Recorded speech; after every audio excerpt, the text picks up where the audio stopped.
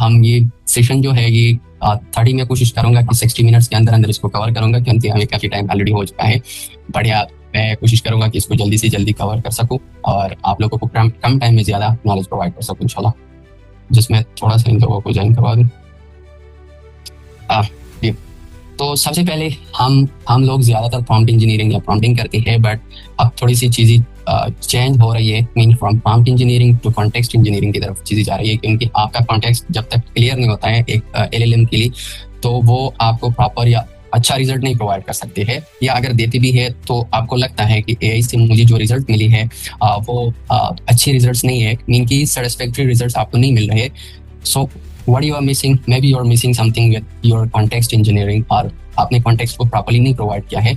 आज के सेशन में हम प्रॉम्प्टिंग पे बहुत कम फोकस करेंगे। हमारा ज़्यादा फोकस जो है वो स्किल्स की तरफ होगा और सब एजेंट्स की तरफ होगा, और कुछ रिसोर्सेज फाइल्स हैं जिनकी मैं मेंशन करूंगा। मैं आपको वो at the end of this session में ग्रुप में शेयर भी कर दूंगा। वो सारी चीज़ें वो रेडीमेड कुछ प्रॉम्प्ट्स है या कुछ वर्क फ्लोज है जो मैं आपको दे दूंगा, स्किल्स है वो भी मैं आपको प्रोवाइड करूंगा इंशाल्लाह। बस ये है कि आप लोगों से मुझे जस्ट 60 मिनट्स चाहिए, और मैं कोशिश करूंगा कि आप बोर ना हो, ज़्यादा से ज़्यादा चीज़ें जल्दी जल्दी कवर करूँ ताकि आप लोग बोर ना हो और कम टाइम में ज़्यादा चीज़ें कवर हो जाए, ठीक है।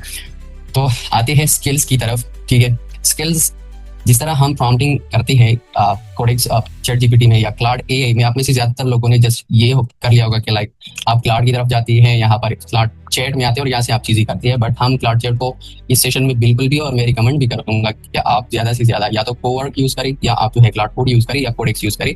इस सेशन में हम कोडेक्स, क्लाउड कोड और कोवर्क इन तीनों को कंबाइन करके यूज़ करेंगे, ताकि जो लोग टेक्निकल है वो क्लाउड कोड और कोडेक्स पे काम कर सके, और जो नॉन टेक्निकल लोग हैं उनको वो कोवर्क को उनका कोवर्क को पता चले कि यार कोवर्क कैसे काम करता है और कैसे आप अपनी चीज़ें ऑटोमेट कर सकते हैं, ठीक है। तो इसमें सबसे पहली चीज़ मैं हर जगह ये बात कहता हूँ, और आप टॉपिक्स पढ़ से भी यही पूछेंगे तो वो यही सब क्वेश्चन का आंसर करेंगे कि स्किल्स आजकल बहुत इंपॉर्टेंट है। जिस तरह इससे पहले प्रॉम्प्ट इंजीनियरिंग, हाँ स्टिल प्रॉम्प्ट इंजीनियरिंग, बट चीज़ें कॉन्टेक्स्ट इंजीनियरिंग की तरफ जा रही है। आपके पास प्रॉपर नॉलेज बेस होना चाहिए इन चीज़ों का, कि आप क्लाउड कोड या कोवर्क को जब यूज़ करते हैं तो वो अपनी वर्क फ्लोज के हिसाब से आपकी प्रॉपर वर्क फ्लोज बने, और आप अपनी मोस्टली चीज़ें जो है वो ऑटोमेट कर सके। तो स्किल्स इंस्ट्रक्शंस होती है। जिस तरह प्रॉम्प्ट जो है एक इंस्ट्रक्शन है, इसी तरह स्किल्स भी इंस्ट्रक्शंस होते हैं। क्लाउड कोड या कोडेक्स के लिए, या आपकी कर्सर के लिए, या जेमिनी अगर इंटीग्रेटेड आप यूज़ करते हैं उसके लिए, या आप ओपन कोड यूज़ करते हैं, या GLM यूज़ करते हैं, या कीमी यूज़ करते हैं, या कोई भी आप यूज़ करते हैं, उन सब के लिए स्किल्स, क्योंकि ये एक अब स्टैंडर्ड बन चुकी है। स्किल्स बनाना एक स्टैंडर्ड, जिस तरह हम इंसानों के पास स्किल्स होते हैं ना, और हमारे पास जब स्किल्स होते हैं तो हम कितनी यूनिक होते हैं। लाइक अगर किसी के पास GBP की स्किल्स है, स्पेसिफिकली उनकी कमांड जो है वो GBP के ऊपर है, वो आपकी JMBs या GBPs को रैंक कर सकती है। वो स्पेसिफिकली उस स्किल के बेस पे वो जाना जाता है, कि फेसबुक में भी लोग उनको जानते हैं कि यार ये जो है ये GBPs को प्रॉपर्ली ऑप्टिमाइज कर सकती है, रैंक कर सकती है। तो जिस तरह हम इंसानों के पास स्किल्स होते हैं, इसी तरह एजेंट्स के पास भी स्किल्स होती है, और उसी स्किल्स के बेस पे एजेंट्स काम कर रहे होते हैं। लाइक आपके पास कीवर्ड्स रिसर्च का स्किल है, तो क्यों ना आप उसको एक एजेंटिक स्किल्स में कन्वर्ट करें। तो इसको हम कवर करेंगे, किस तरह स्किल्स बना सकते हैं, फिर इसको किस तरह एजेंटिक वे में कन्वर्ट कर सकते हैं, और AI एजेंट्स आपकी जिस तरह आप काम करते हैं, लाइक आप कीवर्ड रिसर्च की किन स्टेप्स को फॉलो करके करते हैं, तो सिमिलरली आपके AI एजेंट्स भी उसी हिसाब से कीवर्ड रिसर्च करेगा। ये छोटे से फाइल्स होते हैं, आपको मैं दिखा दूंगा, बस जस्ट थोड़ा सा ये चीज़ें आपको पता चले कि यार स्किल्स क्या होती है। और फिर सब एजेंट्स इस तरह होते हैं, जैसे एक टीम का एक प्रोजेक्ट मैनेजर होता है, और फिर टीम के अंदर 5-6 बंदे होते हैं, ठीक है, और वो जो है काम करते हैं, और फिर प्रोजेक्ट मैनेजर को अपना रिजल्ट दिखाते हैं कि ये मेरा रिजल्ट है। प्रोजेक्ट मैनेजर उसके हिसाब से उसको उनको जो है रिव्यू देते हैं कि आप यहाँ पर चेंजेस करिए, या ठीक है अप्रूव करते हैं, या फिर वो दोबारा से आपको काम असाइन करते हैं कि यहाँ पर चेंजेस करो। MCPs इसको मॉडल कॉन्टेक्स्ट प्रोटोकॉल्स भी कहते हैं, कि ये एक किस्म की सर्वर क्लाइंट कम्युनिकेशन के लिए यूज होते हैं। लाइक आपका एक सर्वर है, वो सर्वर है SEMrush, या आपका जो है Ahref है, या आपका जो है GDP प्रोफाइल है, या इसके अलावा आपका कोई और सर्वर के साथ कनेक्शन आप बिल्ड करना चाहते हैं। तो पहले वो इतना मुश्किल होता था कि आपको कोडिंग करनी होती थी, फिर APIs वगैरह सारी चीज़ें आपने फाइंड आउट करनी होती है, API कॉन्फ़िगरेशन करनी होती थी, जिस तरह N18 में करते थे। तो अब MCPs में ये चीज़ें बहुत आसान हो गई है। जस्ट कनेक्टर्स होती है, एप्स होती है, MCPs होती है, आप उसके साथ जस्ट इंस्टॉल करते हैं, और फिर क्लाउड डायरेक्टली आपके लाइक फिग्मा फाइल आप बनाना चाहते हैं, तो फिग्मा के अंदर आपका डायरेक्ट क्लाउड काम करेगा, कैनवा के अंदर आपका डायरेक्ट क्लाउड काम करेगा। तो वो किस बेस पे करेगा, आपकी MCPs की बेस पे, ठीक है। कॉन्टेक्स्ट फाइल्स में क्या होते हैं कि आप नॉलेज बेस प्रोवाइड करते हैं, आप डिस्क्रिप्शंस प्रोवाइड करते हैं, आप जो है मेमोरी प्रोवाइड करते हैं क्लाउड को। क्लाउड आपका एक AI एजेंट हो गया, ठीक है, और आप इसको सारा डेटा प्रोवाइड करते हैं। तो ये क्या आप कॉन्टेक्स्ट की फाइल्स को ऐड करते हैं, जिस तरह हम शीट में रिसर्च डालते हैं, अपने पास कंटेंट ब्रीफ्स हम ऐड करते हैं, और वो सारा डेटा जब आप इसको एज अ नॉलेज बेस देते हैं ना, तो फिर AI उस तरह काम करेगा जिस तरह आप चाहते हैं, ठीक है। अच्छा, अब क्लाउड कोड को कोवर्क एंड कोरेक्स, ये तीन चीजें हैं आज की सेशन में हम ये तीनों कवर करेंगे। ठीक है, आपको एजेंट स्किल्स का पता चल गया, छोटे से फाइल्स होते हैं, मैं आपको दिखा दूंगा कि एजेंट स्किल्स क्या होते हैं, कैसे होते हैं। तो सीधा जंप करती है क्लाउड कोड की तरफ, और यहाँ मैं आपको दिखा देता हूँ कि एजेंट स्किल्स क्या होते हैं, कैसे काम करता है, और उसको अपने कैसे सेटअप करना होता है। ठीक है, ये मास्टर क्लास 1 है, इसको मैं डिलीट करूंगा। इसके अंदर एक प्रॉम्प्ट, मास्टर प्रॉम्प्ट मैंने एड किया है, वो सारा सबके साथ में शेयर करूंगा, ताकि आपके सारे वर्कफ्लो जस्ट एक हेड के साथ रन हो जाए और आपका सारा वर्कफ्लो बन जाए। ठीक है, स्किल्स अब आपको मैं दिखा देता हूँ। ठीक है, ये जब आप क्लाउड वर्क फ्लो बनाते हैं ना, तो क्लाउड वर्क फ्लो में आपको डॉट क्लाउड के साथ स्टार्ट करना होगा। ठीक है, आप डॉट क्लाउड के साथ स्टार्ट करोगे तो आपका वर्क फ्लो में स्किल्स होती हैं, स्लैश कमांड्स होते हैं, स्लैश कमांड्स पे पर भी बात करेंगे। और हम अब स्किल्स, क्योंकि हमने स्किल्स की बात की है, तो क्यों ना आपको प्रॉपर्ली दिखा दूं कि स्किल्स किस तरह होती है। स्किल्स डॉट क्लाउड के अंदर होते हैं। अगर आप कोडेक्स यूज करती है तो फिर वो उसका फाइल कुछ इस तरह होगा, लाइक उसका फाइल होगा डॉट कोडेक्स, राइट। कोडेक्स इस तरह का फाइल होगा। अब हम क्लाउड के साथ कोडेक्स को कवर करेंगे। ठीक है, अब पहले क्लाउड कोड की तरफ आते हैं, इसको कवर करते हैं। शाहिद भाई, स्क्रीन सिर्फ प्रेजेंटेशन शो करना है। सॉरी, लेट मी, मैं एंटायर स्क्रीन ही कर देता हूँ ताकि फिर मसला ना बने। ठीक है, अब ये आपको शो हो रहा है ना अभी? ठीक है, ये क्लाउड कोड का एक वर्कफ्लो है। मैं VS कोड यूज कर रहा हूँ, आप इंटीग्रेविटी यूज कर सकते हैं, आप कर्सर यूज कर सकते हैं, लेकिन फॉर मी VS कोड अच्छा है मेरे लिए, क्योंकि मैं ज्यादा यूज हूँ। मेरे पास इंटीग्रेविटी भी है, आप देख सकते हैं, लेकिन मैं VS कोड को ज्यादा प्रेफर करता हूँ और यूज भी ज्यादा करता हूँ। अब हर किसी के अपनी प्रेफरेंसेस होते हैं, कोई VS कोड यूज करता है, कोई इंटीग्रेविटी यूज करता है, कोई कर्सर यूज करता है, कोई कोडेक के नाम से एक चाइनीज है प्लेटफॉर्म, कोई वो यूज करता है। तो स्किल्स डॉट क्लाउड के अंदर होगा, फिर स्लैश कमांड्स होते हैं, फिर आपकी स्किल्स होती है। ठीक है, ये कंप्यूटर एनालिसिस का एक स्किल है, जिसमें आपको इसका थोड़ा सा ओवरव्यू करा देता हूँ, ताकि आप लोग भी अगर कल मैं बता भी इस तरह आप अपनी स्किल्स बिल्ड कर सकते हैं, बना सकते हैं, रिसर्च बेस्ड, ना कि डायरेक्टली क्लाउड को बता के वो आपके लिए करती है, बट प्रॉपर्ली रिसर्च आप अपनी सारी स्किल्स बना सके। ठीक है, अच्छा, तो स्किल के दो पार्ट होते हैं। हर एक स्किल जब आप बनाते हैं इसकी दो पार्ट्स होते हैं, और ये स्किल्स जिस तरह हम एज अ ह्यूमन हमारे पास स्किल्स होते हैं ना, आप अपनी सारा आपका जो नॉलेज बेस होता है, आपके पास प्रॉम्प्ट्स पड़े हैं, आपके पास कंटेंट पड़ा है, वो सारा आप as a knowledge base add कर सकते हैं। और फिर स्किल या cloud.md फाइल पे आएंगी बाद में, उसके हिसाब से आप उसमें रेफरेंस ऐड करके, जिस तरह हम वेबसाइट में इंटरनल लिंकिंग करते हैं कि लेट्स से होम पेज पे कोई बंदा है और वो किसी आपकी सर्विस पेज में जाना चाहते हैं, तो आपने सर्विस पेज पे एक इंटरनल लिंक किया है, इंटरनल लिंकिंग की है from your home page to your service page. इसी तरह इंटरनल लिंकिंग यहाँ पर भी हम करेंगे, जिसको रेफरेंसेस हम कहते हैं इसमें। तो आपका जो स्किल होगा ना, वो दो चीजें मस्ट है इसमें। एक आपका नाम, स्किल का नाम, जिस तरह कंप्यूटर एनालिसिस, ये स्किल आप एक दफा बिल्ड करो ना, 1000 प्रोजेक्ट्स में यूज करो, बस जस्ट वर्कफ्लो बिल्ड करो और फिर जस्ट एक स्लैश कमांड रन करो, आपका सारा का सारा काम फिर वो कर देगा। ठीक है, अब कंप्यूटर एनालिसिस में डिस्क्रिप्शन हो गया, ये सबसे जरूरी पार्ट होता है, क्योंकि जब भी आप क्लाउड को ओपन करते हो ना, क्लाउड अपनी स्टार्टिंग हर एक सेशन में आपकी स्किल्स की ये वाला पार्ट रीड करता है। ठीक है, ये छोटा सा पार्ट, हर एक स्किल, से आपकी वर्कफ्लो में 50 स्किल्स है ना, तो 50 स्किल्स को वो इतना सारे के सारे स्किल्स को रीड करेगा, सारा इंस्ट्रक्शन हर एक चीज रीड करेगा, तो कंटेक्स्ट विंडो तो फेल हो जाएगी ना। तो अब इन्होंने क्या, इसको प्रोग्रेसिव डिस्क्लोजर कहते हैं, एक कॉन्सेप्ट यूज करती है क्लाउड प्रोडक्ट्स या और जो प्लेटफॉर्म्स है जिन्होंने अभी स्किल्स को अडॉप्ट किया हुआ है, वो प्रोग्रेसिव डिस्क्लोजर के नाम से, मतलब एक कॉन्सेप्ट होता है। उसमें ये होता है कि क्लाउड या कोडेक्स हो गया, वो आपके सारे स्किल्स का ये वाला पार्ट रीड करेगा, मीन एज अ हेडलाइन है उनके लिए। इसको मेटा डेटा भी कहते हैं या YAML फॉर्मेट भी कहते हैं। ठीक है, इसको YAML फॉर्मेट या मेटा डेटा फॉर क्लाउड या कोडेक्स कोई भी आप यूज करते हैं, उसके लिए हर एक स्किल में ये होता है। फिर जब ये सेक्शन आपका कंप्लीट होता है ना, ये सारे के जो इंस्ट्रक्शंस है, वो इंस्ट्रक्शन आप रियल टाइम में किस तरह कंपेटिटर एनालिसिस करते हैं, आप क्या करते हैं, आप सर्व पे जाते हैं, आप किसी और प्लेटफॉर्म्स पे जाते हैं, वहां से कंपेटिटर्स की प्रॉपर एनालिसिस करते हैं, तो क्यों ना आप वो सारी प्रोसेस जो स्टेप बाय स्टेप आप फॉलो करते हैं ना प्रोसेस को, उस प्रोसेस को आप यहाँ पर एज अ स्किल, एक स्किल में बंद करें वो पूरा प्रोसेस, और फिर क्लाउड जो है वो आपके लिए, क्लाउड हो गया, कोडेक्स हो गया, कोई और, वो आपके बिहाफ पे आपके लिए काम करेगा। ठीक है, अब आप देख सकते हैं, जिस तरह मैंने इंटरनल लिंकिंग की बात की ना, तो गैप एनालिसिस डॉट MD एक फाइल है, उसमें जाओ, आप उसको उसकी समरीज निकालो कि सर्विस गैप्स कितनी है, कंटेंट गैप्स कितनी है, लोकल SEO गैप्स कितनी है, ईट गैप्स कितना है, डिफरेंशिएशन अपॉर्चुनिटीज। तो ये इंटरनल लिंक है, या ये वर्कफ्लो में एक और फाइल पड़ा हुआ है, और वो फाइल का नाम है गैप एनालिसिस डॉट MD में भी वो आपकी यहाँ पर डॉक्स फाइल में पड़ा हो, या कोई और आपका फाइल हो सकता है, वहां पर ये पड़ा है, ताकि आप स्किल को ज्यादा लाइंस में नहीं कवर करो। अब स्किल बेस्ट प्रैक्टिस क्या है कि आपकी जो लाइन है ना, ये 500 लाइन से ज्यादा ना हो, तब जाके क्लाउड जो है उसको प्रॉपर्ली रीड करेगा। अगर आप इसको ज्यादा लेंथी करोगे तो मे भी क्लाउड आपकी पूरी स्किल की जो इंस्ट्रक्शन है, और क्लाउड है या कोई भी जो कोडेक्स है, वो आपको ये सजेस्ट करते हैं कि आप अपनी स्किल भी जो बनाते हो ना, उसको आप बुलेट्स में कवर करो, शॉर्ट अल्फाज में कवर करो, क्योंकि क्लाउड को सारी चीजों का फिर पता होता है कि यार किस तरह परफॉर्म करना है। जस्ट आपने उसको बुलेट पॉइंट्स में या शॉर्ट लाइंस में कवर करना है, एक दो सेंटेंसेस में उसको बताना है, ये करो, फिर ये करो, फिर ये करो, और फिर ये आपका, अब देखो, राइट कंप्यूटर मैट्रिक्स CSV, ये एक CSV फाइल अगर आप बना चाहते हैं कि जो ही ये कंपटीटर एनालिसिस करेगा, एक सीएसवी फाइल बनेगा, एक पीडीएफ फाइल बनेगा और वो मुझे बना के देगा। तो ये आपका एक पीडीएफ फाइल बनेगा, एक सीएसवी फाइल बनेगा, वो सारा आपके लिए बना के देगा। तो मतलब ये है कि एक स्किल में आप इससे मल्टीपल काम ले सकते हो। अब ये चूंकि एनालिसिस तो हमारे लिए कर रहा है, लेकिन जब एनालिसिस करेगा तो मैं तो चाहता हूँ कि ये एनालिसिस के बाद मेरे लिए एक प्रॉपर शीट में डेटा ऐड करे। तो ये आपकी शीट में डेटा ऐड कर देगा, मेरे लिए लेट्स से पीडीएफ बना के देगा, तो एक पीडीएफ में डेटा सेव करेगा और आपका पीडीएफ आपकी फोल्डर लोकल फोल्डर में सेव हो जाएगा। मतलब अब मैं इस फोल्डर में काम करूँ ना, तो मुझे बार बार चैट जीपीटी या क्लाउड एआई के पास नहीं जाना कि हाँ अब ये करो, अब ये करो, वैसे कॉपी करो, पेस्ट करो, फिर जाओ, फिर कॉपी पेस्ट करो। अब एक वर्कफ्लो आप बनाओ, इसी वर्कफ्लो के अंदर आपके सारे फोल्डर्स होंगे, आपकी सारी फाइल्स होंगी, वो सारी फाइल्स काम करेंगे। मतलब उसके अंदर आपको कोई एडिटिंग करनी है ना, तो जस्ट आप उसको मेंशन कर सकते हैं, इस फाइल में ये चेंजेस हो जाएगी, तो वो कर देगा आपके लिए। अब ये सारा वर्कफ्लो मैंने कैसे बनाया, एक एक छोटा सा प्रॉम्प्ट है, उससे ये बनाया। जस्ट ये प्रॉम्प्ट आपके साथ शेयर करूंगा। अगर आप फिर मैनुअल बनाना चाहते हैं तो वो भी मैं आपको बताऊंगा किस तरह आप अपने वर्कफ्लोज बना सकती है क्लाउड के थ्रू।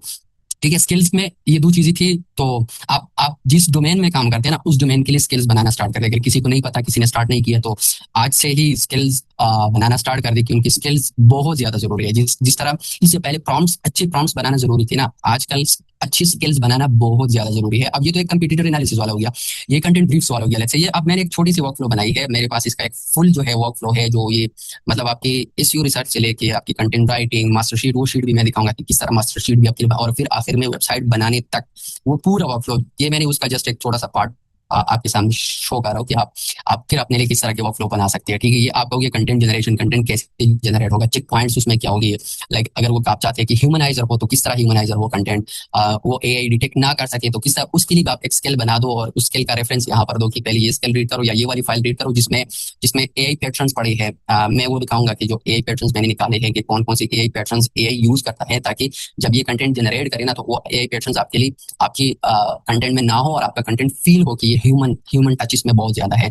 तो ये अगर आप एंटिटीज, ये एंटिटीज मैपिंग वाला हो गया, फिर इसके अलावा जो है आपकी एंटिटीज रिसर्च हो गया, फिर एंटिटी एक्सट्रैक्शन हो गया। लाइक आप किसी भी प्लेटफॉर्म से, किसी की वेबसाइट से एंटिटीज नहीं, तो ये सारी चीजें आपको मैनुअल, मतलब चैट जीपीटी में जाओगे, प्रॉम्प्ट ऐड करोगे, आप मेरे लिए एंटिटी निकालो, आप मेरे लिए कीवर्ड्स निकालो, आप मेरे लिए जो है कंटेंट ब्रीफ्स बनाओ। आप एक दफा जस्ट इस रिसर्च लिखोगे ना, लाइक ये इसमें एक स्लैश कमांड मैंने ऐड की है, इस रिसर्च मैंने लिख दिया और जस्ट बिजनेस डिटेल में दूंगा। बिजनेस डिटेल आप एक एमडी फाइल में भी दे सकते हो, लाइक एक छोटा सा एमडी फाइल यहाँ बनाओगे, इस तरह का फाइल ऐसे मैं आपके लिए बनाता हूँ। ठीक है, आप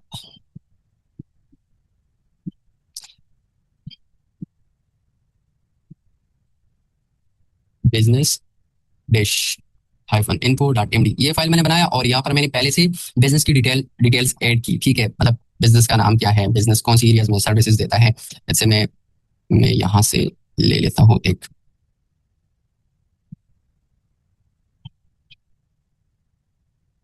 चलो ये एक फाइल है, इसको मैं ले लेता हूँ जो ऑलरेडी यहाँ पर चल रही है। ठीक है, तो आपको आपको अब ये बस इतना डिटेल आपने ऐड करनी है, फिर आपने एसईओ रिसर्च लिखना है। ठीक है, ये तो मैंने उससे सिर्फ एक रिसर्च वाला पार्ट यहाँ पर निकाल दिया है। अब वो एक्चुअल वर्कफ्लो भी मैं आपको दिखाऊंगा कि वो एक्चुअल वर्कफ्लो किस तरह काम करता है और वो क्या क्या कर सकता है आपके लिए। जब आप खुद से बनाने बैठ जाओगे तो डेफिनेटली आप बहुत अच्छा वर्कफ्लो बना सकती है, और तकरीबन आपकी ज्यादातर काम जो आपको लगती है कि मैं ऑटोमेट कर सकता हूँ या मुझे करना चाहिए, तो आप कर सकते हैं क्लाउड से। ठीक है, या कोडेक्स से या कहीं भी हो गया। और जिसमें यहाँ पर लेट्स से इसको मेंशन करता हूँ बिजनेस इन्फो डॉट एमडी, और जिस हेड कर दिया ना, तो ये सारा रिसर्च स्टार्ट कर देगा। अब इसमें एसईओ रिसर्च कीवर्ड्स हो गई, आपकी टाइटल्स हो गई, आपकी जो है कंटेंट जनरेशन हो गई, आपकी ब्रीफ्स हो गई, आपकी आपकी एंटिटीज रिसर्च हो गया, आपकी कंटेंट राइटिंग हो गई, वो सारी चीजें एक दफा आप इस कमांड को रन करोगे ना, तो आपके सारे अब अपने हिसाब से आप अपनी स्लैश कमांड्स बनाओगे, अपनी स्किल्स बना सकते हो, और फिर उन स्किल्स को कलेक्ट करके, लाइक आप मैं भी आप जीबीपी पे काम कर रहे हैं, तो आप उसके रिलेटेड एक वर्कफ्लो बनाओगे ना। तो जो ही आप किसी क्लाइंट के लिए बनाते हो ना वर्कफ्लो, तो जो ही आप लेट्स से लिखते हो कि कंटेंट कैलेंडर बन जाएगा, मेरे लिए कंटेंट कैलेंडर बनाओ, तो एक स्किल आपका कंटेंट कैलेंडर जनरेटर का होगा, एक स्किल आपका इस रिसर्चर का होगा। लाइक कैसा रिसर्च करेगा, वो इस तरह रिसर्च करेगा कि आपके जो टॉप के प्लेयर्स है ना, उसको आप मैनुअली देखते हो तो मैनुअली ना देखो, एक स्किल बनाओ, क्लाउड को जस्ट एक स्लैश कमांड ऐड करो, और वो आपकी कंप्यूटर जो टॉप के प्लेयर्स है ना, उनकी उनकी पोस्ट्स को देखेगा, उनकी एक्टिविटीज को देखेगा, और उसकी बेस पे आपके लिए भी लेट्स से 1 वीक आप प्लान करना चाहते हैं, 2 वीक्स का प्लान करना चाहते हैं, तो उस हिसाब से आपके लिए प्लान भी कर देगा। ठीक है, अब ये हो गया आपका ह्यूमनाइजर। ठीक है, अब ह्यूमनाइजर एक स्किल है, इसमें ये आपके साथ मैं शेयर कर दूंगा, इस पे इसको मैंने बहुत रिसोर्सेज से रिसर्च करके इस पे एक स्किल बनाई है। तो आपका ह्यूमनाइजर में लेट्स से आप देखो ए वोकैबुलरी टीयर्स है कि इसको इस तरह शो करते हैं। अगर आप इसको इस एमडी फाइल होते हैं कि इसमें आपकी हेडिंग सारी चीज ही इस तरह शो होते हैं, लाइक हैशेज, ये H2 है, ये आपका H1 है, इस तरह ये आपका टेबल है। ये इस तरह के स्किल्स भी आप इस तरह बनाते हो, और बाकी जो एमडी फाइल्स है, क्योंकि एआई टूल्स के लिए एमडी फाइल्स बहुत ज्यादा रीडेबल है और वो बहुत फास्ट रीड करते हैं। ठीक है, तो इस वजह से ज्यादातर जो एलएलएम्स है ना वो एमडी फाइल को प्रेफर करते हैं कि आप एमडी फाइल में चीजों को स्टोर करें, नॉलेज बेस बनाए एमडी फाइल्स में बनाई। अब ऑब्सिडियन क्यों इतने टॉप पे जा रहा है, लाइक ये ऑब्सिडियन क्योंकि ये भी सारे के सारे फाइल जो है वो एमडी फाइल में स्टोर करते हैं। और जब आप क्लाउड और ऑब्सिडियन इन दोनों को एक साथ मिलाओगे ना तो फिर ये बहुत एक अजीब सा मतलब आपको प्रोडक्टिविटी मिल जाती है, ठीक है। तो ये टीयर 1 हो गया, फिर आपकी आ गई जो है टीयर 2 हो गया आपकी, फिर इसके अलावा ये सारे आप देख सकते हो, ठीक है। टीयर 3 हो गया, तो ये ए वोकेबलरी टीयर्स है, ठीक है। इसके अलावा बिजनेस कॉम्प्लेक्सिटी हो गया।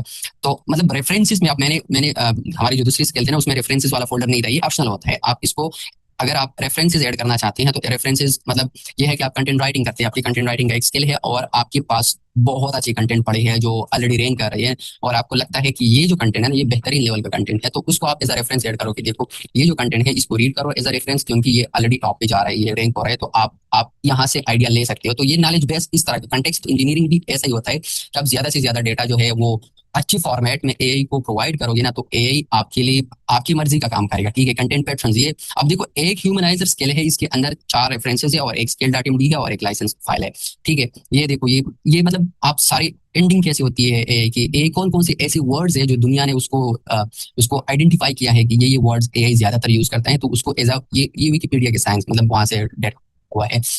तो आप ये सारे पैटर्न्स इसको एक स्केल में बंद करो ताकि आप बार बार चैट जीपीटी को प्रॉम्प्ट कॉपी पेस्ट करके ना बताओ कि ये जो है ये साइंस है, आपने इन साइंस को नहीं फॉलो करना, ठीक है।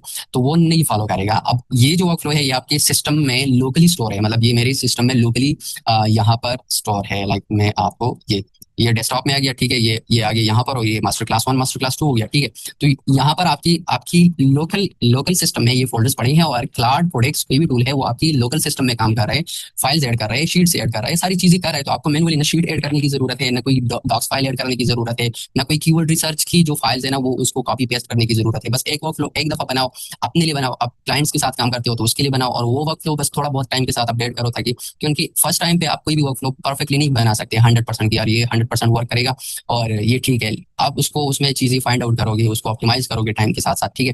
अब मैं आपका ज्यादा टाइम इस स्किल्स पे नहीं ले रहा हूँ क्योंकि स्किल्स ऑलरेडी कवर हो चुकी है। मैं क्या करता हूँ, मैं ये जो सारे फाइल्स है ना यहाँ से मैं इसको ये डॉक्स फाइल्स ये सारे मैं डिलीट करता हूँ, ठीक है। और अब आपको ये सिर्फ ये एक फाइल मैं छोड़ दूंगा, ठीक है। ये फाइल फिर मैं आपको दे दूंगा, ठीक है। अब ये किस तरह काम करेगा आपको मैं दिखाता हूँ, ठीक है। लाइक मैं क्लियर करता हूँ कमांड, क्लियर कमांड मीन कि आपके सारे जो सेशन आपने किया है इसके साथ और आपकी कंटेक्स्ट विंडो फेल हो गई है, तो ये क्लियर से आपका सारा खत्म हो जाता है, ठीक है। जस्ट मैं इसको मेंशन करता हूँ कमांड, अब मैंने जस्ट मेंशन किया, स्टार्ट कर दिया। अब आप यहाँ पर देखोगे वो मेरा फोल्डर, ये भी मैंने आपके लिए ये इसको डिजाइन किया है ताकि आपके जो है फोल्डर स्ट्रक्चर में आपको मसला ना आए। तो आप डायरेक्टली फोल्डर स्ट्रक्चर आपके लिए क्लाउड बना सकता है, या कोडेक्स को दे दो, किसी भी टूल को दे दो, आपके लिए पूरी का पूरा स्ट्रक्चर फोल्डर्स बनाएगा। अब आप देखोगे यहाँ पर आपके सारे फोल्डर्स सेम फोल्डर्स आपके शो हो जाएंगे। लेट्स जल्दी से इनको एडमिट करते हैं, ठीक है। ये थोड़ा सा टाइम लेगा। तो ये है। इसके अलावा जब आप क्लाउड के साथ क्लाउड कोड में अगर आप काम करते हैं और क्लाउड कोड में आप स्टार्टिंग में आपको कुछ बिल्कुल खाली वर्कफ्लो आपका पड़ा हुआ है और आप चाहते हैं कि आपके जेन में कोई ऐप का आइडिया है, आपके जेन में कोई वर्कफ्लो का आइडिया है, आपके जेन में कुछ भी है, तो आपने क्या करना है, या तो अगर आप टर्मिनल के साथ ज्यादा कंफर्टेबल नहीं है तो आप क्लाउड कोड का एक एक्सटेंशन है वो इंस्टॉल करोगे, ठीक है। जब आप वो इंस्टॉल करोगे तो आपको इस तरह का एक इंटरफेस इसमें मिल जाएगा, इस तरह का इंटरफेस, ठीक है। ये बहुत आसान है, अगर आप ज्यादा टेक्निकल नहीं है तो बहुत बेहतरीन है ये। यहाँ पर आप क्या करोगे, आपके पास मल्टीपल मोड्स होते हैं, ठीक है। इसमें एक प्लेन मोड होता है। प्लेन मोड का काम क्या होता है, लाइक आपके जहन में कोई भी आइडिया है, कोई भी प्लेन है, और वो आप प्लेन मोड में क्लाउड को दे दो, और इसकी जो एफिशिएंसी एफर्ट है इसको या तो आप मैक्स पे रखो, या हायर पे रखो, या हाई पे रखो, या मीडियम पे रखो, आपकी मर्जी है। अगर आपके पास $20 वाला है तो मैक्स पे नहीं जाओगे डेफिनेटली, क्योंकि आपके ज्यादा बहुत सारे क्रेडिट्स जो है वो खा जाएगा। फिर आप लो या मीडियम की तरफ जा सकते हैं, ठीक है।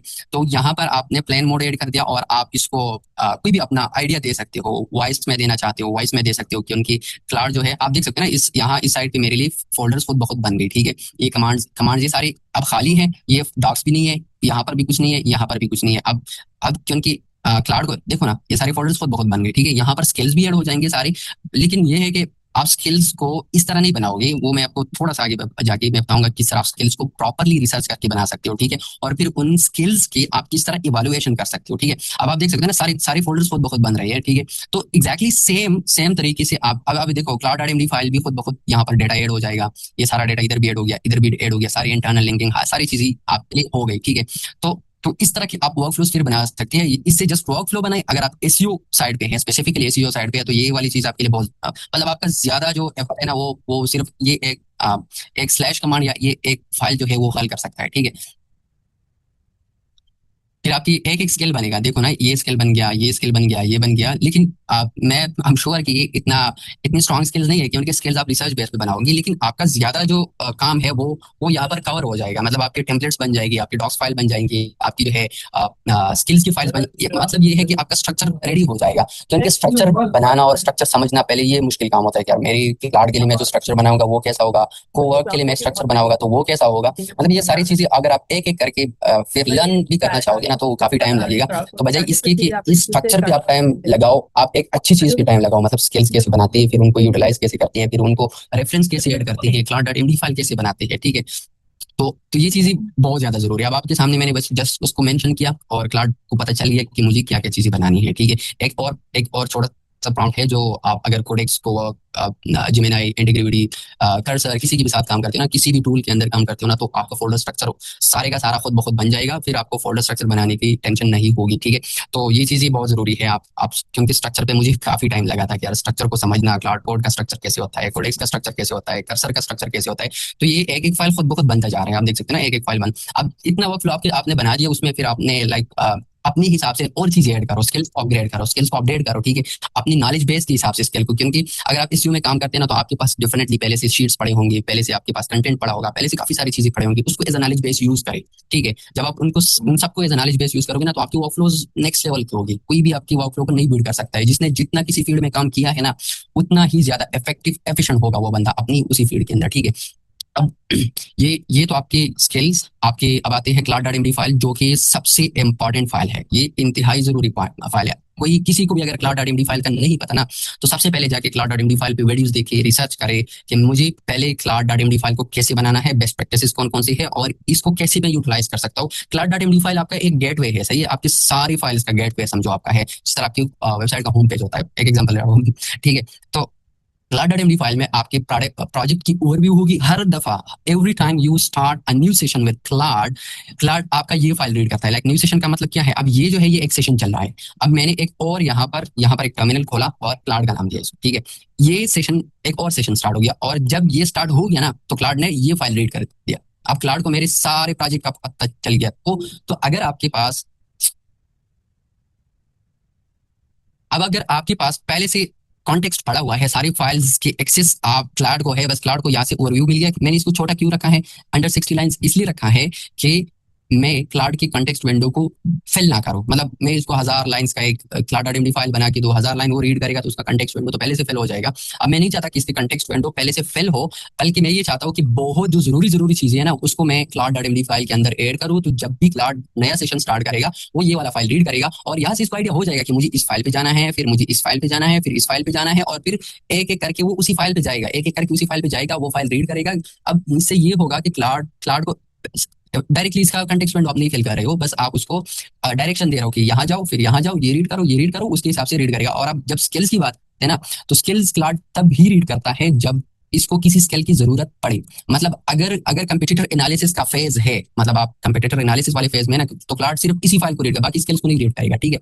जब आपकी कंटेंट ब्रीफ्स का टाइम आता है ना, जिस तरह हम काम करते हैं ना, जब हम कीवर्ड रिसर्च करते हैं ना, तो हमारी दिमाग में जो कीवर्ड रिसर्च वाला स्किल होता है वो ट्रिगर होता है, वो इन्वोक हो जाता है, ठीक है।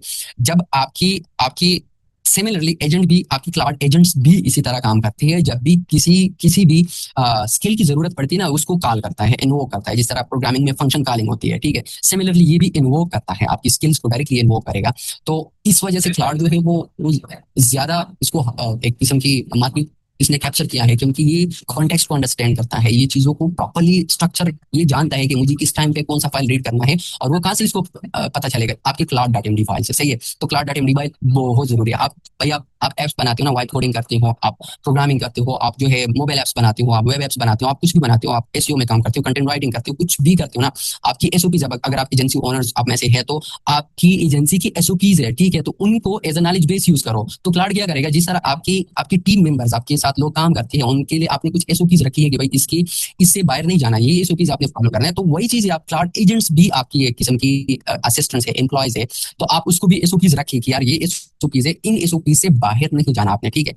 तो ये हो गया आपकी क्लाउड.md फाइल, आपकी स्किल्स कवर हो गई। agents.md, जब आप क्लाउड.md फाइल बनाओगे ना, इसको कंप्लीटली कॉपी करो और agents.md फाइल में पेस्ट करो। आप क्यों? क्योंकि जी, क्योंकि आपका जो है क्लाउड.md फाइल, ये सिर्फ क्लाउड को पता चलता है कि ये फाइल पहले मैंने रीड करना है। लेकिन अगर आपने कोडेक्स के अंदर काम करना है, लाइक मैं इसको क्लिक करता हूँ और एक और सेशन में स्टार्ट करता हूँ कोडेक्स, सही है।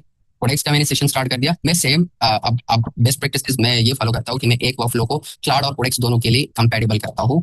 एजेंट्स.md फाइल भी ऐड करता हूँ, क्लाउड.md फाइल भी ऐड करता हूँ, और साथ साथ मैं जो है इसके अलावा, इन सारी फाइल्स के अलावा, टेम्पलेट्स के अलावा, मैं इसी फोल्डर, इसी डायरेक्टरी, पब्लिक डायरेक्टरी जिसको कहते हैं डॉट कोडेक्स, सही है, कोडेक्स को भी ऐड करता हूँ। और यहाँ पर जो स्किल्स है ना, इन स्किल्स को मैं कॉपी करता हूँ और इसको मैं जो है कोडेक्स में भी ऐड करता हूँ। अब कोडेक्स को पता है कि मुझे कौन से स्किल्स यूज करने हैं, ठीक है। तो एट द सेम टाइम आप अगर वेबसाइट बनाते हैं, वेब एप्लीकेशन बनाते हैं, तो आप क्या करें, क्लाउड से कोड लिखिए और यहाँ से रिव्यू करें, कोडेक्स से आप रिव्यू करें, ठीक है। मतलब उसकी कोड रिव्यू करें, सिक्योरिटी रिव्यू करें, आप जो है इसमें कोई इश्यूज है वो आइडेंटिफाई कर सकते हैं, काफी सारी चीजें कर सकते हैं, ताकि आपके क्लाउड का जो टोकन है ना, वो जाया ज्यादा ना हो, और आप जो छोटे छोटे काम है उनके लिए आप कोई और एलएलएम यूज करो, या कोई लेट्स से किमी यूज करो, ओपन कोड यूज करो, या कोई और यूज करो, और क्लाउड जो है इसको लेट्स से आप कॉम्प्लेक्स टास्क के लिए यूज करो। तो इससे ये होगा कि आपकी प्रोडक्टिविटी, आपकी एफिशिएंसी बढ़ जाएगी।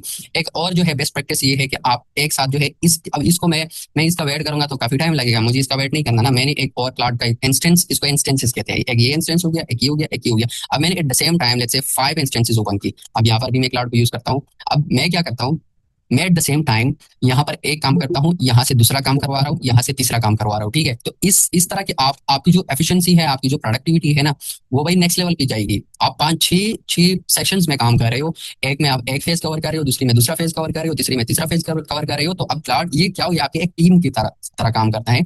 एक टीम मेंबर से आप एक काम ले रहे हो, दूसरी टीम मेंबर से आप दूसरा, लेते इससे कीवर्ड रिसर्च का काम ले रहे हो, इससे जो है आप ओवरव्यू का काम ले रहे हो कि भाई जो जो कीवर्ड रिसर्च क्लाउड ने किया है, आप इसको देखिए क्या क्लाउड ने सही रिसर्च किया है या सही नहीं किया है, क्या क्या चीजें इसने मिस की है, ताकि आप उसको फेल कर सके। ये आगे से उसको फेल करेगा, ठीक है। अब आपके सारे यहाँ से आपके सारे फोल्डर्स बन जाएंगे। यहाँ पर आप जो है एंटिटीज रिसर्च करो, यहाँ पर एंटिटीज वैलिडेशन करो, यहाँ पर जो है एंटिटीज एक्सट्रैक्शन करो, सारी मतलब एक जगह पे आप 5 6 चीजें एक साथ उसको छोड़ लो, फिर ये लग जाएगा, अपना काम करेगा, और आपके लिए कीवर्ड रिसर्च, आपके लिए कंटेंट राइटिंग, सारा काम एक साथ कर देगा। और फिर जो है आप इसको इसको आपने ट्रेन किया होगा ना, अपनी सारी चीजें ऐड की होगी कि फिर इसको आप शीट में डालोगे, फिर जो है आपकी डॉक्स फाइल बनेंगे, मतलब सारी फाइल्स बनेंगे। अब एक मिनट, मैं आपको जो है एक रियल दिखाता हूँ। ये हो गया ड्राइव। मैं आपको एक ड्राइव फाइल दिखाता हूँ जिसमें एक शीट है, और शीट जो है उसमें ये शीट का जो काम हो गया ना, ये सारा काम जो है वो उसी एक ऑफ लोकल प्रोजेक्ट्स में। और यहाँ पर ये एक प्रोजेक्ट जैसे यहाँ पर ये शीट में आपको, ताकि आप लोगों को यार आइडिया हो जाएगी, मैं जस्ट आपको थ्योरी नहीं पढ़ा रहा हूँ, बल्कि ये है कि आपको ये भी पता चलेगी हाँ ये चीजें पॉसिबल है, मतलब इतनी हद तक हो सकती है, आपके सारे वर्कफ्लोज इस तरह बन सकते हैं। अब ये जो ड्राइव फोल्डर है ना, ये ना मैंने बनाया है, इन ड्राइव को मैंने टच किया है इन सारे प्रोसेस के अंदर, ठीक है।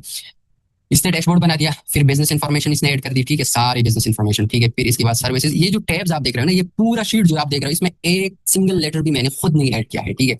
उस एक वर्कफ्लो की वजह से ये सारी चीजें मुझे मिल रही है, ठीक है। ये आप देखो, ये हो गया, फिर आपका मार्केट रिसर्च हो गया, ये सारा बायर पर्सोनास जिसको आईसीपीज भी कहते हैं, बायर पर्सोना आईसीपीज। फिर आपके कंपिटिटर्स का एनालिसिस करते हैं कि ये 5 6 कंपिटिटर्स इसने निकाले हैं, इसकी शीट्स बनाई है, इसकी स्पेशलिटी दी है, इसकी बिगेस्ट वीकनेसेस दी है।